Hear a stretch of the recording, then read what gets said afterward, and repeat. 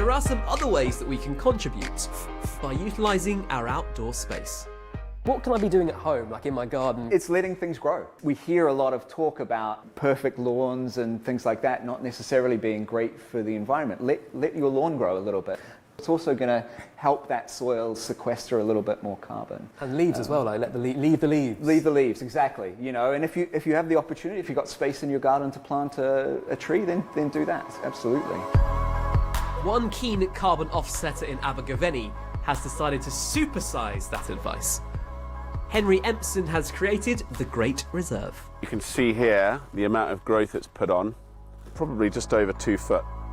Wonderful to see. This hugely ambitious project aims to bring thousands of giant sequoia trees native to California to the hills of Wales. They're one of the best trees on the planet to capture carbon. A sequoia tree is a North American conifer.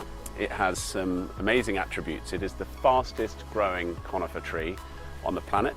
It's also one of the longest living trees on the planet. They can live in some cases for over 3,500 years. They can create a huge amount of wood, and that's carbon. And so they are phenomenally effective at storing carbon. Over the course of a few hundred years, each tree is capable of removing the same amount of carbon as the average person produces in their lifetime. It may seem like a long time, but remember these trees can live for thousands of years. We've currently got about 7,000 giant sequoias in production in Wales. And our ambition here is in the UK to plant 100,000 of these trees. Buying a whole tree can cost over £1,000.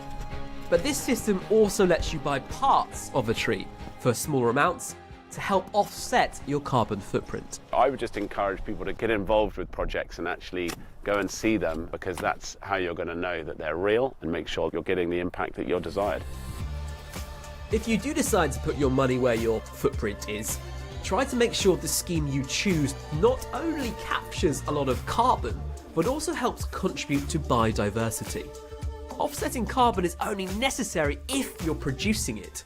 So the best tip for the planet really is reduce it in the first place. We still need to reduce the amount of carbon that we're placing in the atmosphere. So when we fly, that carbon is still being produced and it's still going into the atmosphere. And no matter how many trees we plant, that isn't necessarily going to stop that pollution from being there. So reducing flights is always a good thing. Ultimately, carbon offsetting treats the symptoms of carbon emissions rather than the causes.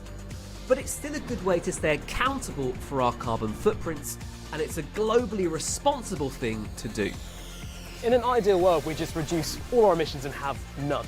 But to me, what's important is locality. It doesn't have to be this faraway thing you can't see. Just do what's right for you in your space, because every little bit helps, and it starts at home.